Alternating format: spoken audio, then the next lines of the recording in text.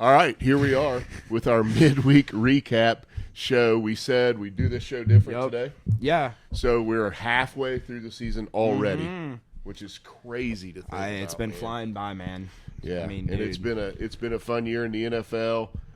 A lot of parity. Yeah, honestly. And, there's some things we expected, some things we didn't. Honestly, we're halfway through the year, and I still think half these teams are really unpredictable. Really unpredictable, and a lot of teams still hanging around. Oh, yeah. In the mix for the playoff run. So what we thought we'd do with this show, first and foremost, we'll talk about the Thursday night game this week, which is a cherry. And then secondly, we'll break down division by division, where they're at, why we think they're there, and where we think they'll be at the end of the year. All right. Yep. And then what? Maybe a little Power 5 at the end. Yeah. Does that sound good? Yeah, I think that's good. So right. Where do we sit? Where do we sit after Week 9? Dad is still in a commanding 2-game lead, 81-53 overall with my picks against your 79-55. However, the big three, which we took 4 last week, big 4 went 4. I even said to take the Steelers, on Thursday night, but that wasn't a lot because it was a Thursday night. I game. personally did, so I personally got paid on that game. Rookie quarterback going into Pittsburgh, man. I think it's never usually a good formula, but they hung around. Steelers only covered the spread by 1, 2016. So yeah. But anyway, your big 3/4 last week: Packers, Raiders, Bengals, Eagles, all hit. Yep. I told you the Raiders were going to win that game, bro, pretty commandingly. I told you that the Giants suck and that the Raiders are, when they face adversity, that they might have been a little miss on my part with the Giants. So you are 14-13-1 now, above 500 Yep. on your weekly picks. And I know overall you kind of keep track of that spread thing, and you're doing pretty good there too. So anyway, let's get to the recap, right? No, or not tonight, recap. The tonight game, night game. We have the Oh my Bears. gosh. The 2-7 Bears, right? Yeah. 2-7 against the 1-7 I think Panthers. I think they're 1-7. Yeah, It's in Chicago, so this could possibly. I take the under because neither of these teams can really score. You got Tyler Badgett against the rookie Bryce Young, and the Carolina Panthers just don't score points. Period. Yeah, right? I think the over/under is 38. I would take the under, and I really don't want to talk about this game very long. No, it's trash. Straight up, it's atrocious. These are the competitors for the. This is the ultimate tank bowl here. Yeah, they're competing for the number 1 overall pick, but doesn't the Bears have the Panthers pick? Yep. That's why this game is on primetime, man. So this doesn't even matter, right? No, the Bears are sitting there like... It's a win-win for the Bears. Literally. Win this game, yeah. Right? Yeah. So we don't have to tank. Yeah, there's not that I know that they are actually capable of winning this game. They may lose. By the way, just give me the Panthers in this game. I think that Badgett, whatever, he's not, no. The D2 Wonder, man. Nope. No, I think he's got 5 picks in 2 games. Is that right? I don't know. All I know is he's trash, and that the one defense that he performed well against was the Raiders. So, and the Raiders defense is trash. So there you have it. There's not much to recap here. Justin Fields is out still. Yeah. There's something suspicious going on there. I heard reports that he's practicing fully healthy on the field, and that they might just be holding him back just to intentionally tank for maybe Marvin Harrison Jr. But that'd be an interesting ad. Especially since they might have 2 top 5 picks with the Panthers pick in there. They could get a solid corner or something too. They could get Kool-Aid McKenzie or whatever. They could get a guard too. There's a couple good guards in this class, but the Bears are in a very good position right now. So if they get the number 1 overall pick, via the Panthers, do you think they trade it, or do you think that? If Justin Fields is on the roster and you're not doing anything with Justin Fields, are you drafting Caleb Williams? Personally, feels like a waste. Personally, I would trade away Justin Fields and draft Caleb Williams. But if I'm the Bears, I would say their game plan going into it should be to keep Justin Fields. And depending on where their other pick falls, so let's say they end up getting the 1st overall pick, but then the Panthers, where that 1st overall pick and their pick actually falls into the 4 spot or the 3 or the 2. depending on what you want to get out of that draft, it might be best to trade that first overall pick to a team with like the 8 or like the 10 pick who is really desperate for a QB, like maybe the New England Patriots or like the New York Giants. They'll trade up and they're desperate for it, and they'll give up a lot because Caleb Williams is that guy. I mean, you saw what the Panthers gave up for Bryce Young, which a QB prospect that a lot of people were like on. Yep. Caleb Williams is to much the point more of a lock than Bryce Young. I would say he's not quite Trevor Lawrence level, but he's like a tier down on that. So. Okay, that's interesting. Yeah. If they're in the pick slot, I think I agree with you. If they could keep DJ Moore and add Marvin Harrison, keep Justin Fields, they don't. They do, and get a good offensive line. Yeah, might be a really good draft strategy. Absolutely. Okay, we have spent way too much time on these crappy teams. Yeah, no doubt. So we are going to talk about the AFC first, just like we did in our preview shows. Yep. We're going to start with the AFC and what we thought was the crappiest division in the AFC, which was the AFC South. Honestly, it kind of is, in my opinion. I mean, I think there's a lot of solidity in here. Like, I mean, you look at the point differentials. I mean, they look positive. You look at the records. They look pretty solid. Mm-hmm. I just think these teams are very, very, very mediocre. I mean, genuinely. Other than the Jaguars, who even then, I don't even think they're that good either, even though they're sitting at 6-2. I think this division is still kind of fraudulent, and of course, you know, in terms of expectations, the Colts and Texans have kind of exceeded our expectations. Definitely, I thought both of those teams would be at the bottom of this division just because I thought they were going to be quarterback, bottom 5 in the league. Yeah, nobody knew C.J. Stroud was. Well, I didn't think it was because of C.J. Stroud. I just thought their roster was ugly and bad. But C.J. Stroud and their new coaching changes, and I mean, their wide receivers have been stepping up. I think they've made it work offensively, and I think that's the key to what they've been doing. So I think they're one of the most exciting teams to watch just because of what C.J. Stroud's doing. How about last week, man? I mean, yeah, absolutely. Electric, setting records, taking the team down the field to win the game, throwing dimes on that drive. Absolutely. He looked amazing against the Buccaneers. Stud. The Colts, even with their 4 wins, I feel like are kind of fraudulent. I agree. And then the Titans are kind of the surprise here. Yeah. We thought they had a solid enough roster, even with Tannehill. Yeah. Tannehill's out now. Yeah. But I thought they were going to be a team that was on the outside looking in on the playoffs. I thought they were going to make chaos in the AFC.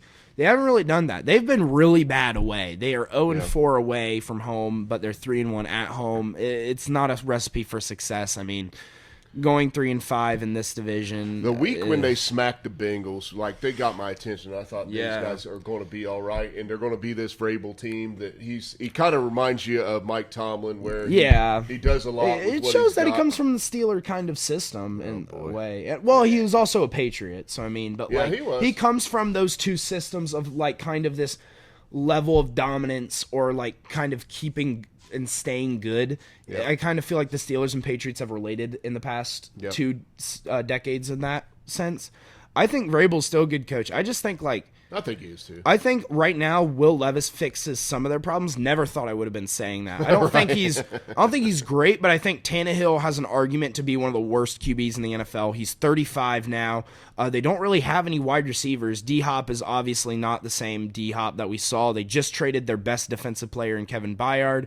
Well, they also have Jeffrey Simmons down there who's also really good, but they are really struggling roster-wise, and they're stuck.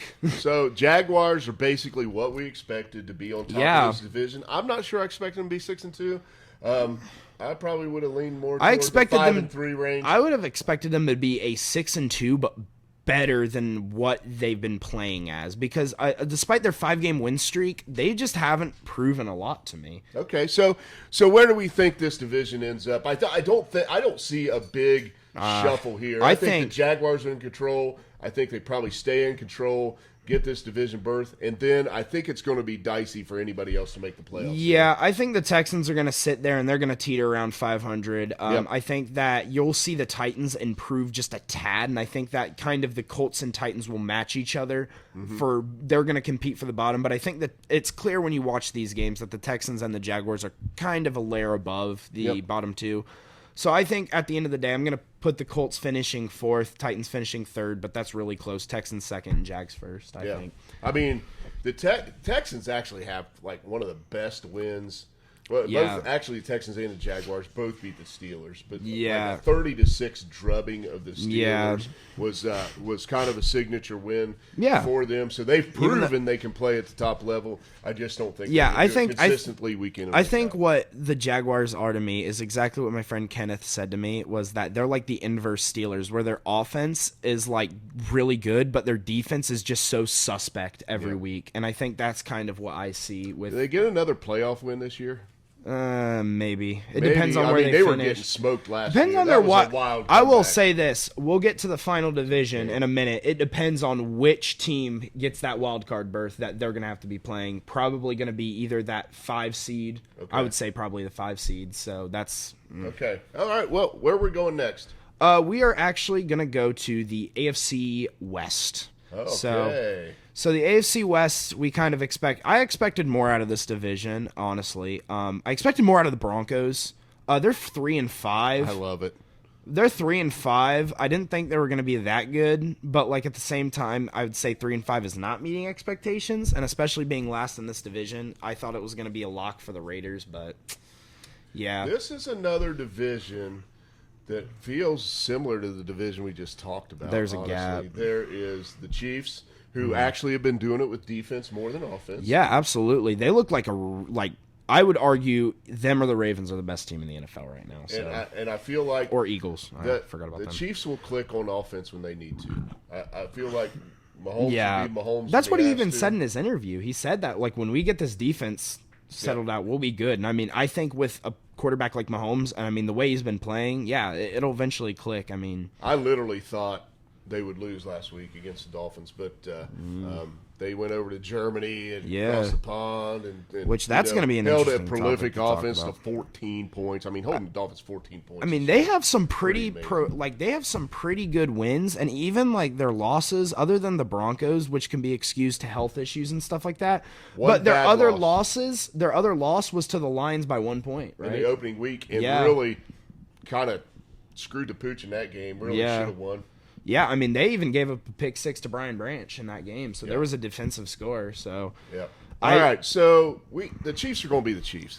We don't need to spend a lot of time on the Chiefs. honestly, I don't think there's any reason they don't win. honestly, this division. I honestly think that while the Chargers are interesting, they're still going to be the Chargers coming in second. I mean, they're 4-4. That's exactly how I would describe the Chargers this year. Right? They're kind of like I said. These divisions very much alike. I think we know the Raiders and Broncos are kind of at the bottom, and the Chargers are kind of like the Texans. Yeah, They got a great quarterback. Yeah, they just can't. There's just something going. I think The it's Staley. defense has been really smelly this year. Yeah, I think they kind of relied on getting J.C. Jackson as that big free agent hire Yeah, a couple take years away ago, half the and he field. is terrible. He has been terrible. They traded him away to the Patriots, who was his original home, and now even the Patriots have put him on a team rest kind of thing for mental issues. He's been going through it.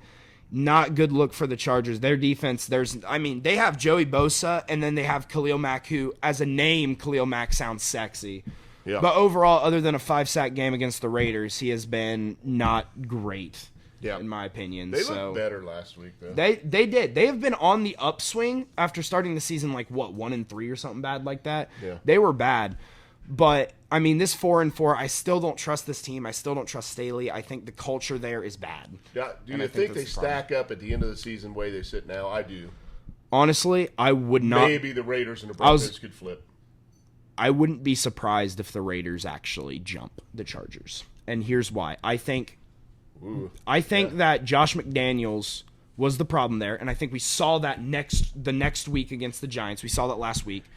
And I know the Giants are bad, so there's not enough to be taken away. But I think this Raiders team is good enough. Yeah, So. okay, here's the message to the Raiders organization, right? If Antonio Pierce steps in and gets you guys to the playoffs, don't fire him. Gosh. Like, what are you doing, man? I mean, this is such a mess of I think the main problem with them has been their coaching. I Right. think their rosters have been solid. I think they have talent everywhere. Yeah. I mean, you talk about Max Crosby, Josh Jacobs, you talk about Devontae Adams. I mean, Jimmy Garoppolo is not a bad QB either. I mean, he's mid, but I mean, and I mean, I know He's Aiden O'Connell Straight played, middle of the pack, man, right? but overall, I think this roster is decent, and depending on the health of Jimmy Garoppolo and what happens, I think that this Raiders team could jump the Chargers. I don't think they will. I think they will stack up like they are now.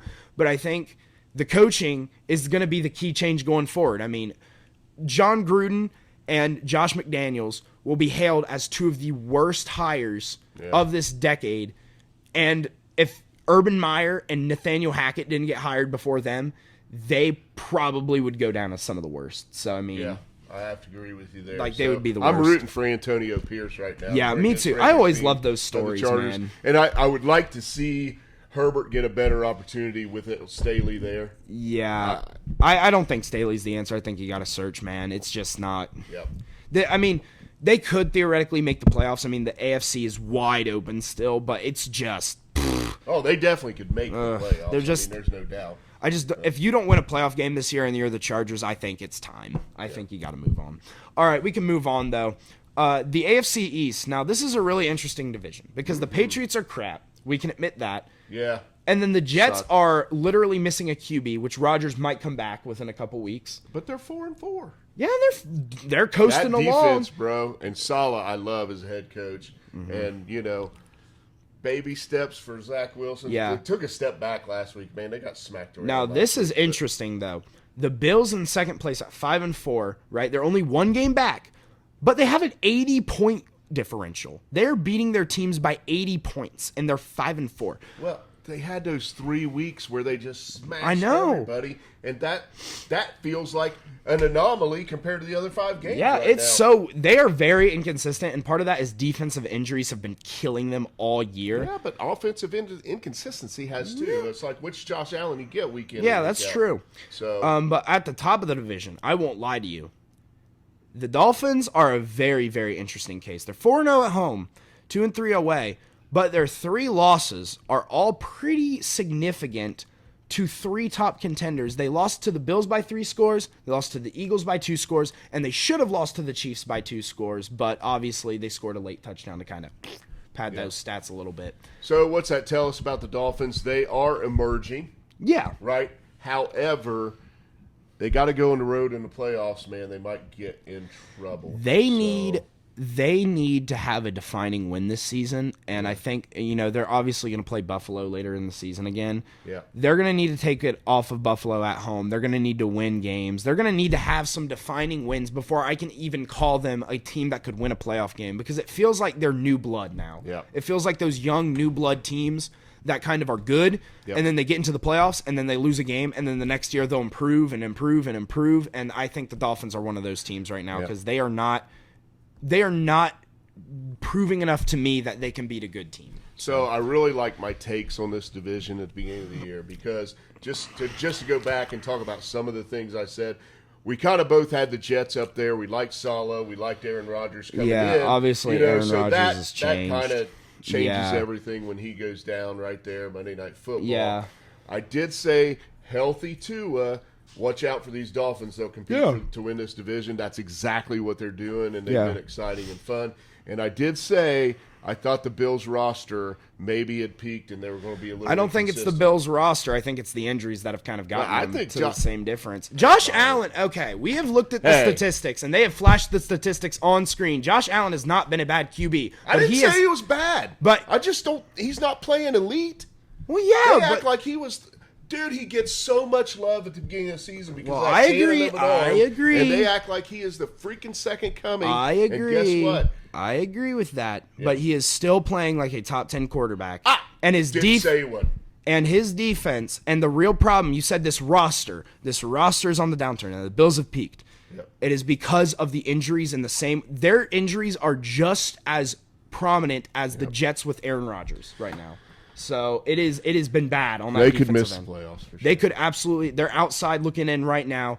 I think this division, obviously the bottom 2, I think are going to stack up the exact same. I don't think the Jets make enough noise. I don't think Aaron Rodgers comes back in time. I think if he does come back, man, at his age, we're talking an Achilles injury, man. It's on his left, though, luckily. Yeah, I know, man. Yeah. And so I think I think a hell of a lot can happen in this division. Oh, absolutely. I mean, and you're bringing up a great point with the Bills and health. Yeah. I mean, that is really what impacted this division. The Dolphins are the healthiest team and have been pretty much all year. So if they stay that way, they'll probably hang on. Yep. If the Bills get healthy, if the Jets can get some magic out of Aaron Rodgers, you could flip the script here, and you could end up with the Jets and the Bills. And you could end up with a whole ass mess here. But I think as of right now, I think the Dolphins will win this division. I think they've done a good enough job beating up on smaller opponents. But honestly, if the Bills were to jump them at any point, I would not be surprised at all, because this Bills team, I think, is actually, despite the record showing, I think they're a little bit better than this Dolphins team when healthy. So well, we'll see. I mean, I agree with, if they go down to South Beach and take care of the Dolphins, then if they win 2 in the division right there, that's huge. I don't think they will. I don't think they will either, though. All right, our favorite division in football. Holy crap! Good Lord, how about everybody and all of them, every single team? If the season ended today, stop the count, baby. 4 teams in the playoffs. And you know, I said this would be the toughest division in football because they just beat the crap out of each other, but they are actually doing very well outside the division. Right? Yeah. I didn't know that they would be this dominant. I mean, the NFC West, good Lord. They have been eaten. I mean, it's terrifying.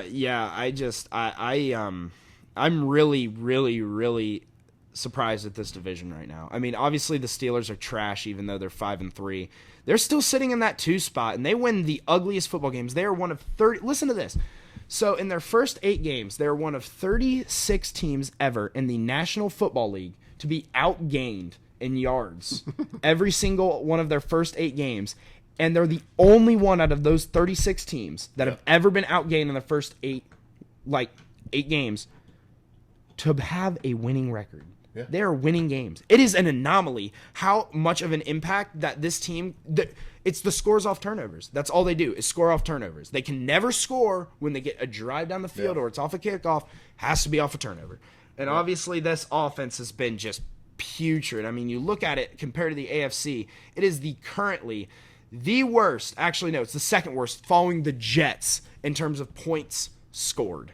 Yeah, so I tell you what, though, and my Bengals weren't looking much better early in the year, man. I mean, you talk about a load of crap, and we weren't sure what was going to happen. Yeah. Happiest last place team in football right now, because it feels like Joe may have his mojo 4-game win streak, right? And we're sitting at 5-3. We wanted to get 3-3 to break it. Now, I did not think at 5-3, if we were at this point in the season, we would be in last place. I did not think that. No. I think at 5-3, I would have expected us been above the Steelers and maybe competing with the Browns. But the Browns, let's face it, man. God, you talk about a running back being such a game changer, man. Yeah. Nick Chubb going down, just freaking. I mean, they win that Steelers game, and they probably win another game off of that. They might be 8-1 or 7-1 right now if Chubb doesn't go down.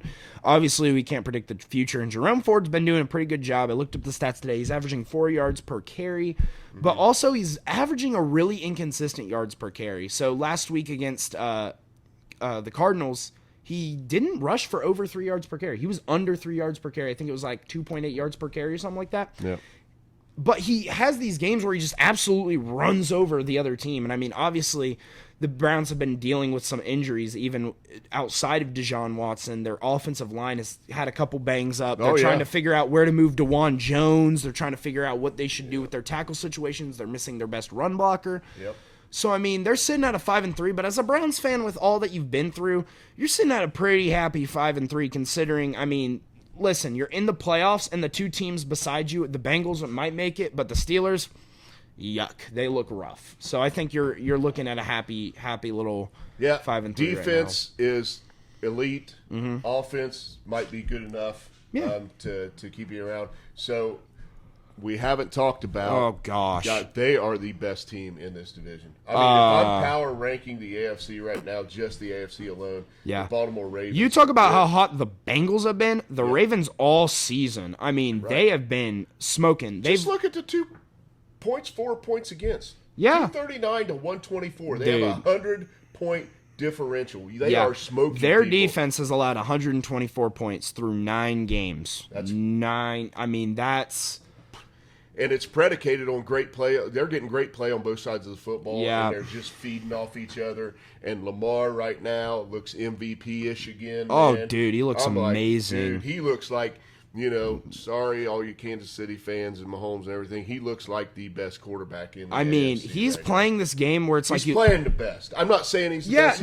He's like, because it's like, you look at the counting stats and you're like, Mahomes, you're looking at Josh Allen. But then you like look at the game on the field, and Lamar is just playing this field manager, but also making such good throws. Like, it's like the Ravens are not using Lamar as much as they possibly can because they don't need him right now, because they're using the run game to predicate his throws, and it's working beautifully. I mean, even defensively, they're arguably the best defense in the NFL just because of points allowed, if you want to get into that argument, even more so than the Browns. I know the Browns limit yardage, but at the same time, 124 points. And now let's talk. I'm going to talk about a couple more points about the Ravens. So they already have 2 road wins in the division. They went to the Browns and they went to the Bengals, and they already got those dubs. So they get both of those teams at home. The second point I'm going to make, and this is a big deal, everybody else in that division's already had their bye week. Yeah. So they're getting a bye week late. What have they struggled with? Health the last few years. I mean, they could not be in a better position right now to go after the number 1 seed and home field advantage. Yeah, I mean, simply, it's not even just 1 seed, right? This is like home field advantage. The 1 seed offers so much value for a team like the Ravens because you struggle with health. Yeah. And you get another rest week while everybody gets beat up in the gauntlet that is the NFL playoffs. And trust me when I say, no matter what teams make the AFC in the AFC playoffs, it's going to be a gauntlet that first week, and it's going to be a gauntlet that second week, and it's going to be a gauntlet in that championship game, man. It's a war. So I want one more point about these Ravens. Oh my gosh! And I thought this was like a huge mistake picking up OBJ. He is silently becoming more and more part of that offense. Absolutely. And when I say silently, that's the most important part. You don't even know he's there. I know. He's just playing. They have, over the course of, it's like a crazy jump because it shows to me, and we'll get into what the Packers struggle with later when we talk about the NFC. But to me, it shows the value of having a veteran wide receiver inserted into your locker room like OBJ. Whether you like it or not, OBJ, when he was in his prime, was a top 10 wide receiver in this league, arguably top 5. He had all the athletic talent in the world, and injuries took it away from him. Yep. But at the end of the day, I think the locker room impact with him and their young receivers that they have used has been night and day. I think their receivers have all taken a step up. The Ravens and the Steelers are very similar in consistency and culture because they've stayed the course with head coach, and they've got a core of leaders that have kind of been there a while. Right? On the Steelers side of the football, you got T.J. Watt, you got Hayward, you got Minka. Lamar that's been there a while, you got Mark Andrews for the Ravens. You know what I mean? So they've got it. And you kind of know it's their locker room. Yeah. And if you don't want to play, guess what? Harbaugh and Tomlin really ain't going to put up with the BS. No, they are not. They don't want cancer. They're perfect counters for each other, man. And I think I think that's what makes, the Ravens' loss to the Steelers so prominent, is because the Steelers aren't that good of a team, but it shows the counters in the NFL. Like, if there's one team that's going to go out there and it's going to give the Ravens a fight 100 games out of 100 games, it's going to be the Steelers every time. Well, watch these head-to-head matchups as the season goes on. They are going to be fun. I think these are what's going to decide the playoffs, right? Man. I'll tell you what, if they don't hurt each other. Oh, yeah. Right? So, very physical. That Bengals defense is a physical defense, man. Absolutely. Trey Hendrickson, Sam The Hubbard, defense, dude, the defense in the AFC North is just across the board. I mean, and it's such a variety. Like, the Bengals are just kind of your standard defensive unit, just good defense, and I'd argue that for the Ravens. The Steelers are this bend don't break and get turnovers, while the Browns are just hold them to as little yards as we possibly can. If we give up the big play, sure, hold them to little yardage. And I think that's just, it's so weird to see the variety and how much it works for all these teams defensively. Okay, so I don't see any team overtaking the Ravens in this division. No, I think they win it. However, I do see the Bengals. I see the Bengals coming in the 2. Yep. I see them climbing up there. Man, I don't know after that. I really don't know. The Steelers have proven. You say, they got to have this or they got to have that to win football games, but they keep doing it. Yeah. I would say I'm going to put the Steelers in the 4. I think they do fall under the Browns. Obviously, have same record. I think the Browns' defense is just too good not to like keep predicating wins. Yep. And I think the Steelers' offense is so bad that it's going to keep predicating losses eventually down the line. I think all four of these teams finish above 500, though. And if they're not all four finishing, then the Steelers are going 8-9. That's what I gotta say about it. This division is a mess, and you know what? It's gonna be entertaining. All right, so let's move on to the NFC. Let's start off with the South. Boy, wow! I tell Holy you what. moly! Yeah, the Bucs emerged at the beginning of the season. Now they're on a 4-game loss skid. The Falcons we thought were going to be competitive. Their offense is trash, and the only team that has shown any signs of life is the Saints. Yeah. And they're actually starting to feel a little consistent. It's funny, man. Yeah. You know, they're throwing this, he's taking a page out of Sean Payton's book, Dennis Allen is, and throwing this Taysom Hill character finally, out on the field, right? And getting a little bit of variety on offense, and it's working. Yeah, right. It's really working, and it's complimenting Derek Carr, who's not really playing that bad lately. No, he has not been. And we said at the beginning of the year he was probably the best quarterback in that division. However, I will say Baker has held his own. Yeah. He has. Well, I don't think it's Baker's fault, honestly. I mean, obviously the offense hasn't been great, but that's more of the run game. Good, if anything. Good receiver room. They have not been able to get the run game going worth of crap. Their line has been bad at run blocking, and it's just, ugh. So I would say the Saints, the Falcons, or the Buccaneers can all win this division. I still think the Saints are going to lock it down. I think the Saints. I think they will too. I think what we're looking at right now, and this is very key, especially since we're at the halfway point, is at the halfway point, your team should be at least showing signs of formulating and gelling together in chemistry. I see the Saints gelling together. I see the Panthers in a rebuild, and I see both the Buccaneers and the Falcons running around like crazy. Like, what are we going to do? Remember what happened in like week 4? Alvin Kamara come back. Oh yeah, right. It was huge, and that was really, really, really big for that offense. And yeah, they gave him that extra weapon that they needed.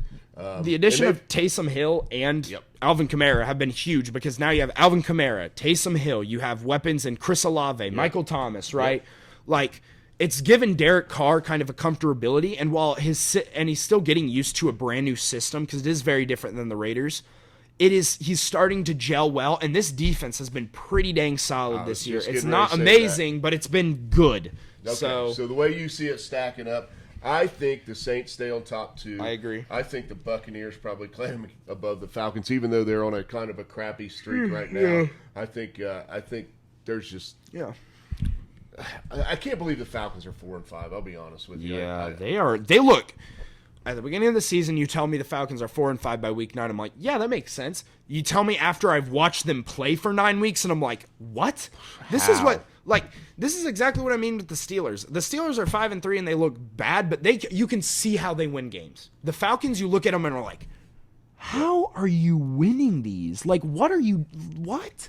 Huh? And the Panthers just don't have a break. Yeah, Panthers, it's a tank year, which sucks because you traded your first-round pick, obviously. And DJ Moore. I mean, you could have. You could have. Yeah. They're in a really rough. But I think if Stroud spot. is on the Panthers, they're not much better. Even though he's playing really, really well, maybe they get another win here or there. I think if Stroud's on the Panthers, I think they are better, but the win-loss ratio might be a game better. And that's about it. That's exactly where I was. Yeah, at, I mean, I think C.J. Stroud has shown that he's a better quarterback than Bryce Young, and I think we all I think everybody who was kind of like, yeah, C.J. Stroud's ceiling is definitely higher, but he could also be a bigger bust than Bryce Young, and Bryce Young's kind of the safe floor. And I know everybody's saying Bryce Young is bad. I don't think Bryce Young is bad. I think he's slightly below average, but I think you look around him, his wide receiver 1 is a 38-year-old Adam Thielen, and other than that, he has no run game. He has no wide receivers. His offensive line has regressed. I think he's just in one of the worst scenarios in the NFL, and I think their roster sucks. I wish I could go back to it because I was shocked when you said it. We need somebody that can pull old video and edit and everything like that. We don't have that. It's just us. Go back. It's been like maybe 3 weeks ago, and you called C.J. Stroud elite, and that was kind of before he even really. He was playing. He's playing good football, right? But you're like, dude is elite, and you know what? he's playing elite, man. I mean, I wouldn't say, like, of course he hasn't broke into the elite category for me. I'm just saying we are in a influx of quarterbacks in the NFL where there are so many good quarterbacks right now that I can't help but say that a top 10 quarterback at this point in the NFL history is elite. And he has been a top 10 quarterback this year, and especially definitely. I think he's in the rookie. upper half of that second five, right? Yeah, you know what I mean. I mean, if we're going to start naming off quarterbacks, he's going to be like at 6 or 7. Yeah, and it also helps that some QBs like Dak and Jalen Hurts have kind of regressed this year, which one more so than the other, and one has kind of just been like even a little bit of a decline. And Dak is kind of like people are like off of him. The same Dak he was last year. Yeah, but I mean, just generally, I don't think the Panthers are going to probably regret their decision, but at the same time, you talk about, but if the Browns would have drafted Patrick Mahomes in that draft, blah, blah, blah, blah. That's not how football works, man. Right. It is keen development, and we're going to have to see how the Panthers develop Bryce Young over the course of a couple years because he is raw, he is fresh. He shouldn't have started year one, really. He was not a prospect that should start year one, and him starting year one I don't think is really good, but overall they are just crappy division. All right, so where are we going next? Let's go to the NFC North. How about that? This division is this division I'm going to say something before I said the Packers were going to be crap at the beginning of the year when we were doing our review, and somebody made a comment that said Green Bay's going to the playoffs. I don't know who wrote that. I didn't make that comment. No, I mean somebody wrote a comment on our YouTube. I'm like, dude, you got to be kidding me. I was like, I said they'd be crap. There was one game Jordan Love comes out and he looks like he's kind of in command of the offense. Yeah. I can't remember who they're playing. It's like, boy, this kid looks really good. Yeah. Did they do it again? Did they get rid of the quarterback and just bring in a dude? I don't think so yet. Yeah. Anyway, so we can get on, but whoever bad take. Yeah, I think, you said that the Packers might finish last in this division, but I think the disparity between the Bears and the Packers is still permanent, even though their records might show it. And I know the Packers are on a downturn right now. They're only at a 1-point differential right now. They're 3-5. Bears are 2-7. I mean, the Packers have been. I think the problem with the Packers is they're too young, and they don't have enough veteran leadership in that locker room. And this is what I was talking to my cousin. Shout out Jonathan.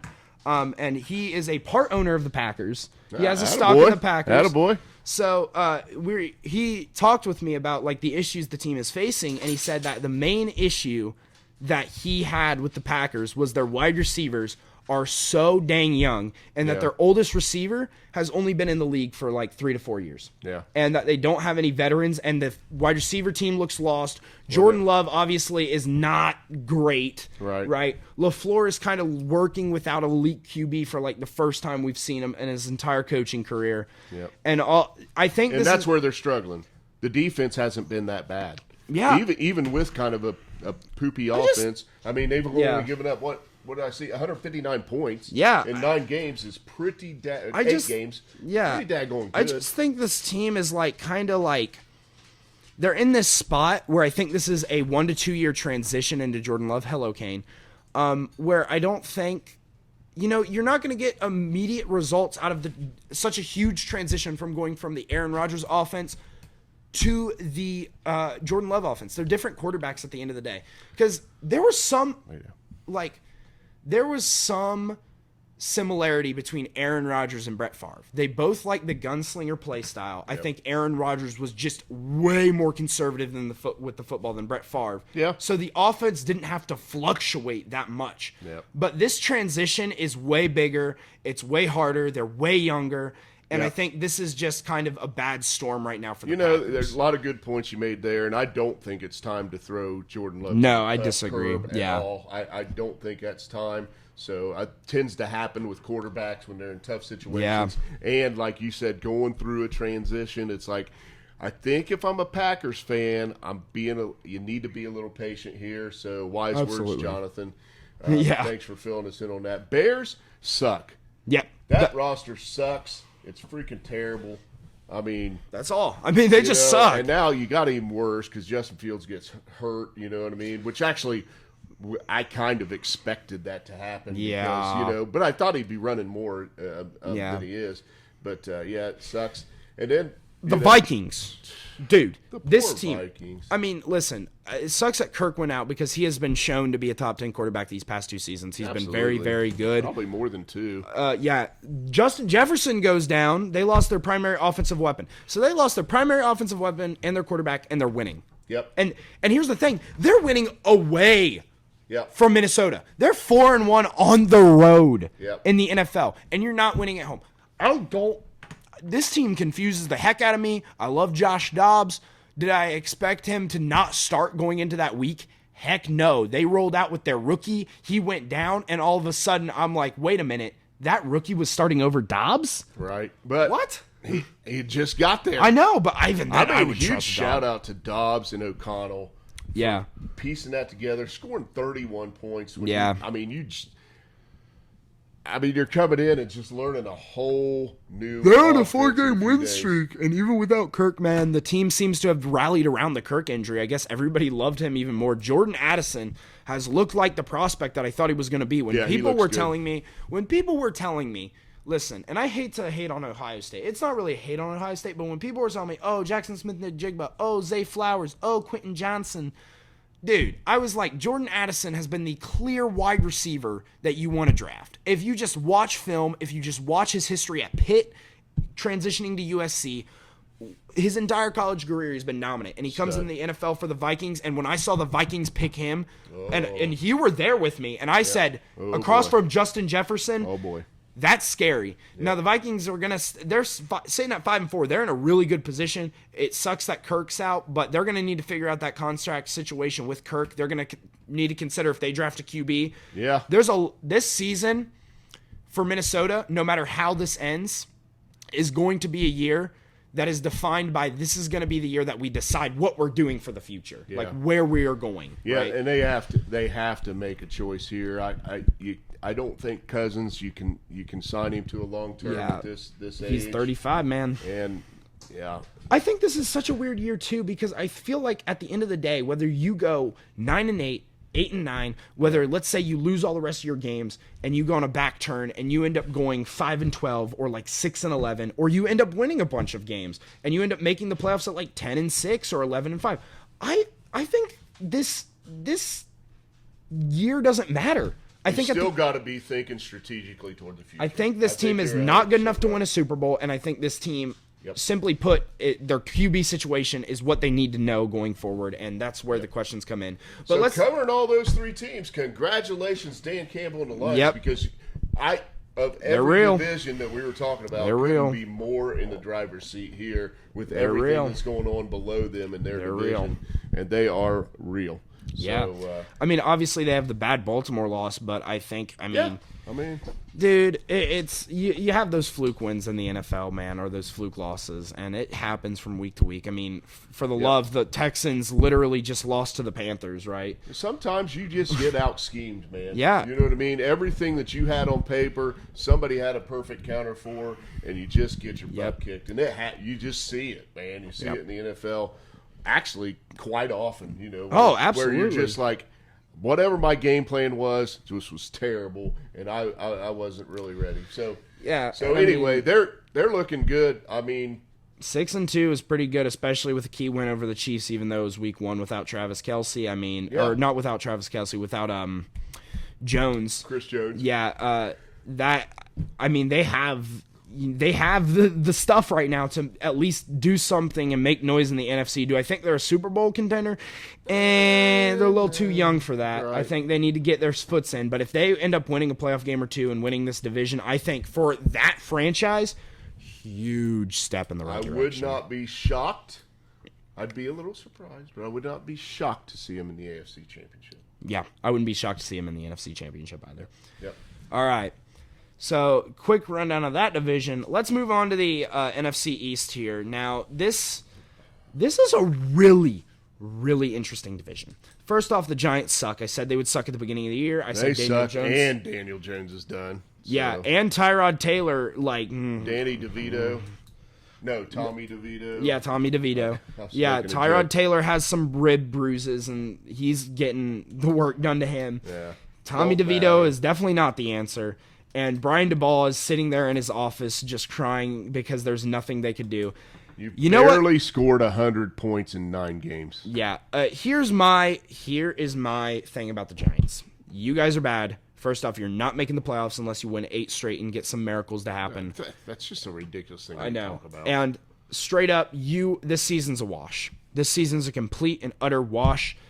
The future answer, listen, boys, the only way out of this struggle right now is to tank for Caleb Williams. And I'm being serious because I said when Daniel Jones got drafted that this guy could be a solid QB. I never said he would be elite. I never said he would even be good. And then last year we saw him be solid. Yeah. And they gave him a big payday because the Giants overreacted and gave him a payday, right? Yep. I think they thought they found some mojo between Jones and Daboll, and they had something to build on for the future. I'm just saying that's what I think they thought they were grabbing hold of, and it just wasn't there. I think I still like Brian Daboll's head coach. Oh, I do too. I don't think this isn't cause to fire him. His roster is terrifyingly bad. God. I mean, it is. Especially, you talk about they just traded Leonard Williams as well. They don't have anything. They have gone from a playoff team last year to already like we need to blow this thing up because it's bad. And I think last year it was kind of a fluke year, and I think I mentioned that in the previous show that this. It was a fluke year. I just thought they were going to be really bad. If we're doing power rankings from the bottom up, to me, they're the worst team in the league right now. I think that is arguable with the Panthers. So, yes, I think that – and I think just without a proper QB and Tommy DeVito back there, I think they are. Yeah. So, I think the only way out of this is Caleb Williams, which the Giants, man, they put it together – a little bit. They got Thibodeau. Thibodeau has been a beast this season, really. He has 8.5 sacks. I mean, he's been baller. He's been everything that he was expected to be finally. Yep. Evan Neal. Incredible athlete on the Evan Neal at tackle has been extremely disappointing. This was a guy who's viewed as a generational prospect, and all of a sudden, similar to Ikem, who the Panthers drafted, both guys were considered generational tackle prospects, have both been bad. Yeah. And they have been set back so badly by their dumb decisions to draft. And I think, when you're going to look back at this Giants team, it's like, how did we get here? How did we get to the situation where we're 2-7 a year after making the playoffs? We have no hope. We have nobody on our roster other than Thibodeau, Saquon. How did we get here? And I think those key decisions is going to be drafting Daniel Jones at the 6th overall pick. And when he was projected to go in the 2nd or 3rd round. Yep. I mean, simply put, I get wanting your quarterback, but there's a certain time where you can wait for your quarterback, man. And if you're so confident in Daniel Jones, don't make a dumb decision to draft them with the 6th overall pick. It has been a decision that has continuously collapsed their franchise. Right. Moving up, Giants suck. Commanders. Offensive line. What are you doing? Yeah, so this team. Why did they just get rid of their defensive? Yeah, the Commanders are in a situation. Chase Young and Sweat. I think losing Sweat was huge, and I think Chase Young is fine. Yeah. I think it's fine. I think it's a brilliant pickup by the 49ers. Yeah, I think it's fine. I don't think it's anything.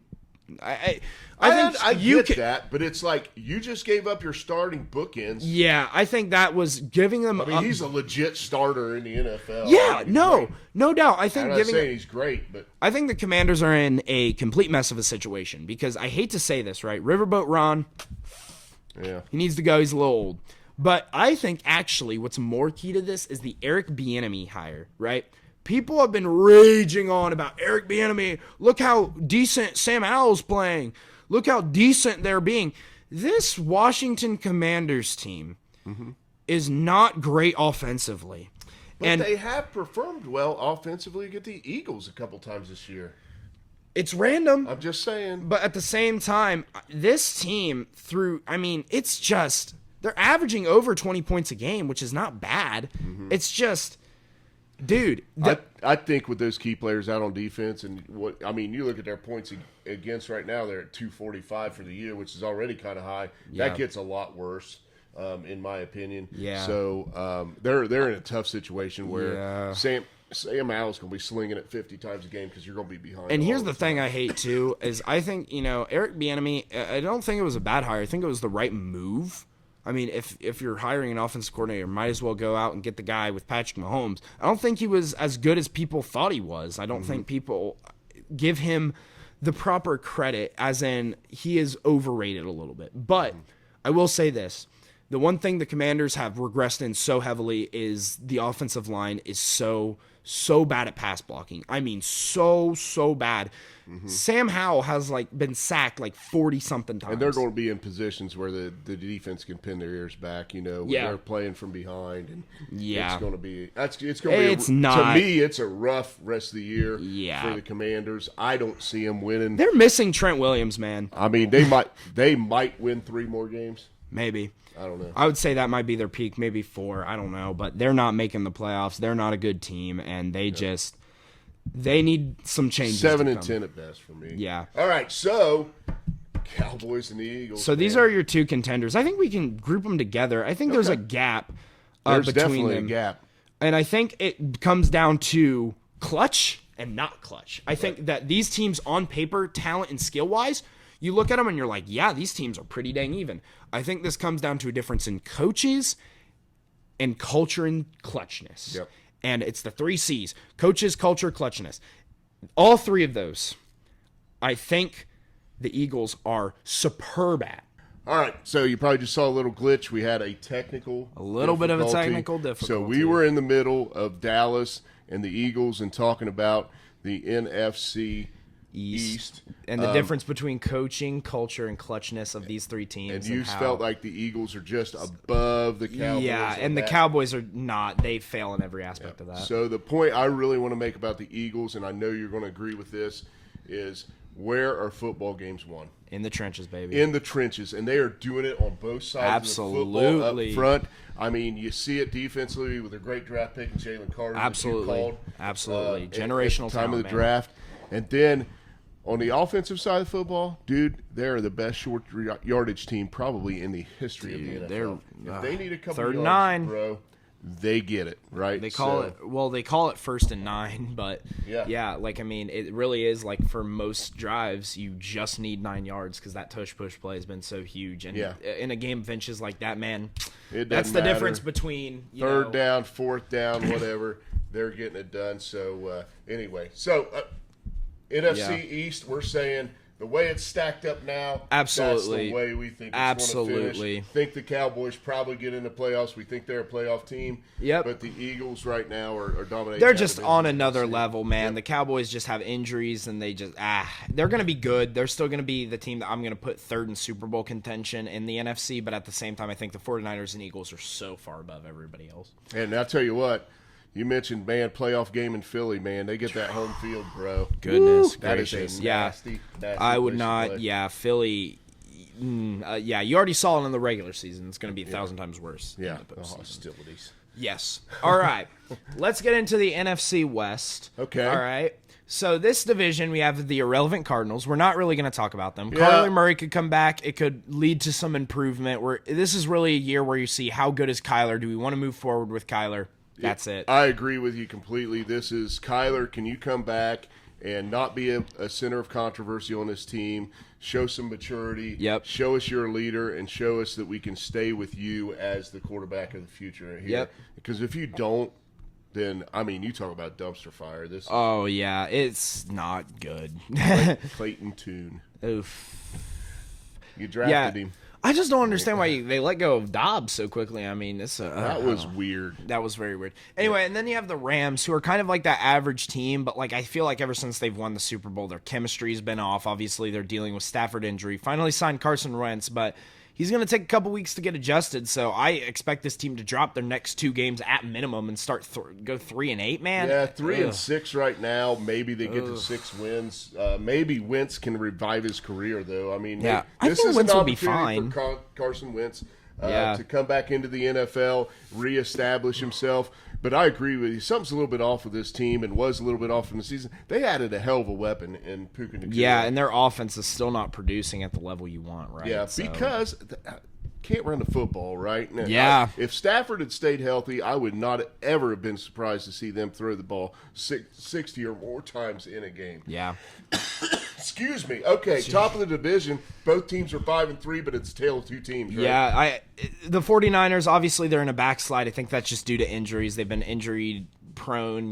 They've been in a backslide, but they needed a bye week worse than 82. But those first 5 weeks, they look like one of the best teams in the league. Their roster is stacked. They look great. Now the Seahawks are also 5-3, but I think this is just a fake 5-3. They're 4 games. They're 4 points under where they oh my gosh. Points for 171, points against 175. It's late. So jeez. Goodness. Anyway, so winning record, but they've given up more points than they've scored. Yes. Yep. Jeez. Holy moly. But yeah, this team I feel like is a fake 5-3, and I've been saying that. I think I said that last week on the show. This team just doesn't strike me. They're like at anything, really. Their defense is solid. Yep. But their offense has regressed so bad. Their wide receiver room doesn't look as good as we thought it would be. I mean, and they should be able to hang in there. I don't know what the problem is there. DK Metcalf. Jeez, man. Regression, just man. Never panned out, man. And what an athlete, man. Yeah. That's just a weird story. It just goes to show you in the NFL with athletes like Kadarius Toney, John Ross, and freaking DK Metcalf. You had to bring up John Ross. Oh, sorry, bud. But those are the 3 prime examples of guys having these highly touted draft profiles because their combine numbers or their athleticism. And they get into the NFL and they don't know how to properly run a route. Because that's the key of the NFL. Tyreek Hill is fast, but he can run a route. Devontae Adams isn't that fast compared to other people like in the NFL, but he can run a route. Antonio Brown was a small guy, but he could run a route. That's the thing that's important in the NFL, and DK Metcalf never learned how to run a good route. Right. So anyway, yeah. So Smith and Jigba, DK Metcalf been picked up in the last couple of years. Tyler Lockett's still the class of that wide receiver room, but he's getting a little long in the tooth. Yeah, you can tell. They I don't know. But Devon Witherspoon, in the secondary for hopping over the defense, their defense has been very surprising. They have taken a step up. Obviously, they kind of got a gem in Tariq Woolen in the 4th round in the draft a couple years ago. And then they come into this year's draft with the 5th overall pick, and they get a Devon Witherspoon, which is a guy that I wanted for the Steelers until, before everybody kind of honed in on him and was like, wait, have you guys heard of Devon Witherspoon? And then all of a sudden he went all the way to 5, and I'm like, dang it, dude, I want him for the Steelers. Yeah. But overall, I mean, they have done a really good job with that defense this year, and they added Williams at the trade deadline from the Giants, so I think it'll only get better. So. Yeah, and honestly, look. The offense, they've done an adequate job with Geno Smith of making him a legit quarterback again, where he's been on the sidelines for quite a few years. Yeah. Now. So anyway, they're meh. But the 49ers, look, if they can come out of this bye week, and this is unfortunate scheduling, and go to the Jags and get a dub, then I believe they'll be back on track. But that is a tough West Coast to East Coast. Is Debo going to play? I'm not sure yet. Debo, Trent Williams, been banged up. If they can get this roster back healthy, we know how good a team they are, right? And absolutely, they showed it. And it's just going to be interesting to see how they react to the slide they went on, and can they come out of the bye week? I really, really, really like Kyle Shanahan as a coach. I think he's one of the best in the league. So I think this is the time when you earn your money. You get the bye week, you got your team healthy. This is a defining game, right? You've got a game plan for a 6-2 team. You lose this game after coming off of a rest and a bye week, I think your team completely crumbles. And I think you're like, we're still in this backslide. We just had a bye week to decide everything. What's going on, The 49ers crumbling, though. I think they still win the division. Yeah.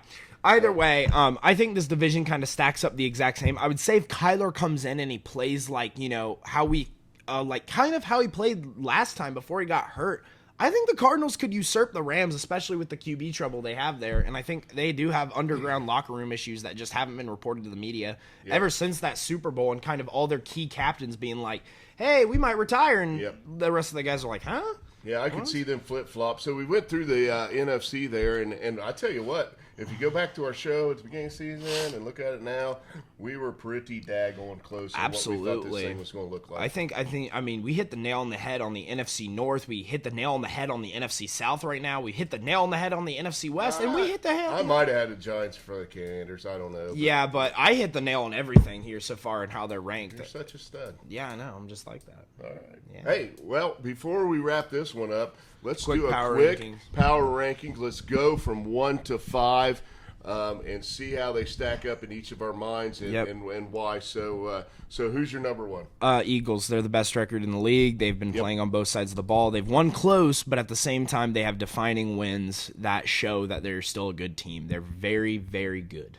Trenches, baby. They're good, but they've also got some really good pieces on offense.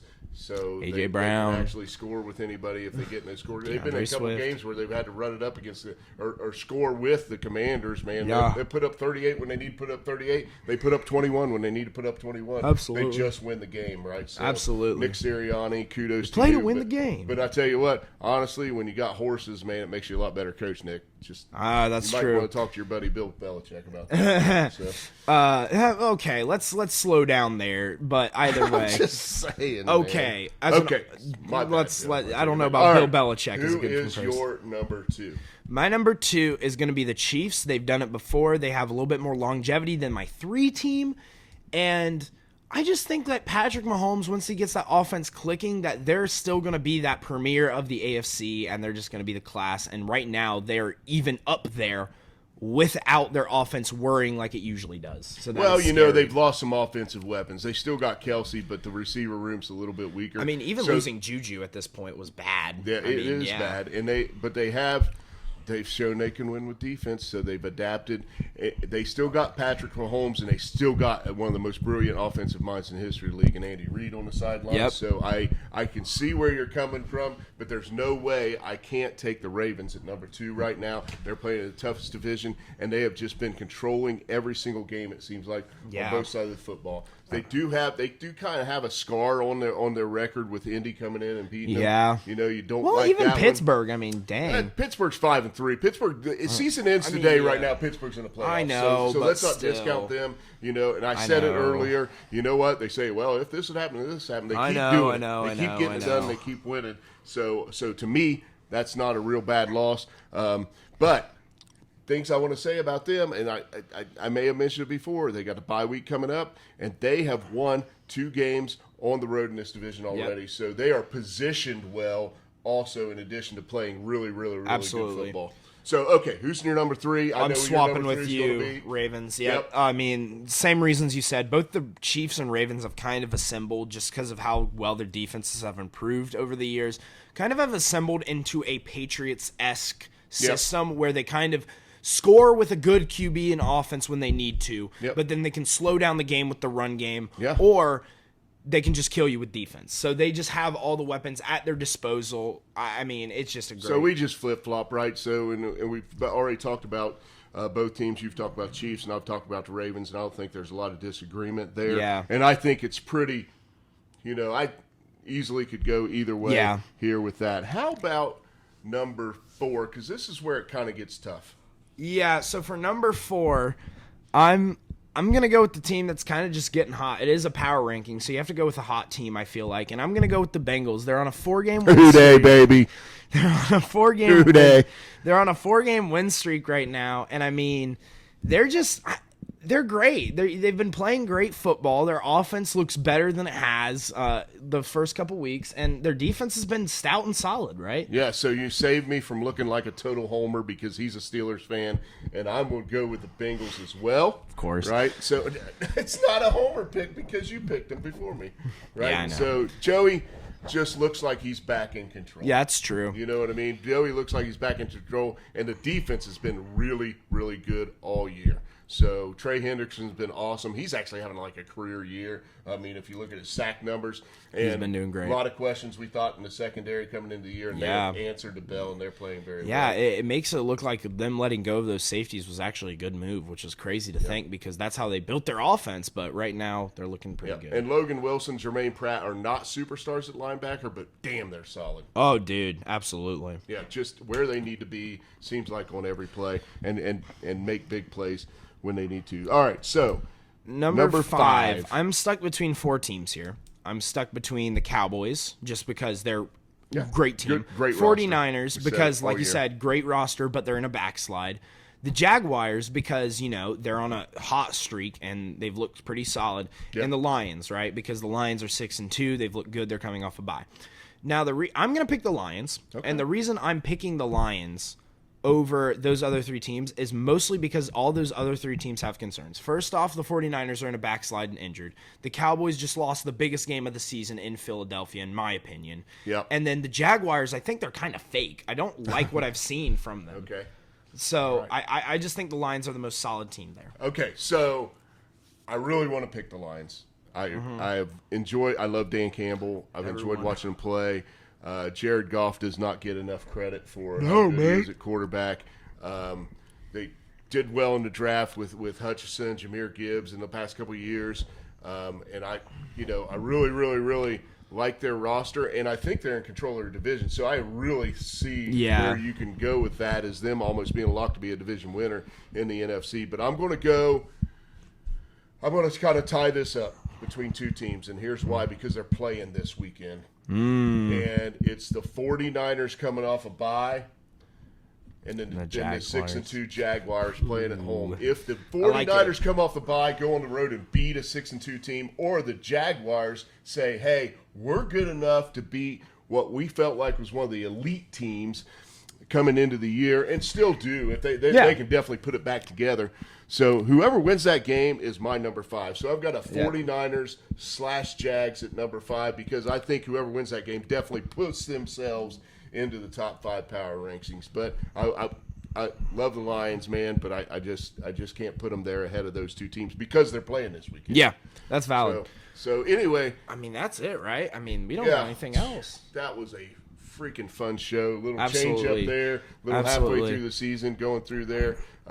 Just love talking about the variety in the NFL and the difference. When you talk about games, it gets a little redundant and repetitive because of just it's a football game. But just looking at the teams separately, you see how they win differently. I mean, I talked about it earlier in the show with the AFC North. I mean, they all 4 have good defenses, but they have it in different ways. They do it in different ways. It's amazing. All right, so we're just over 1,200 views on the season, which is awesome. So tune in for this one. We really want you to check this one out because it's very similar to our beginning of the year shows, and we got a lot of viewership on those. So you can you can subscribe, comment on our takes, tell us what you think. Comment. Yeah, and don't forget it boosts us. We're also on Spotify. So put in your earbuds, plug this in, take a minute while you're doing something else, and just listen and see what you think and tell us what you think. So, all right. So we are going to drop a game show here this week as well. So we'll get you into Week 10 coming up next. All right.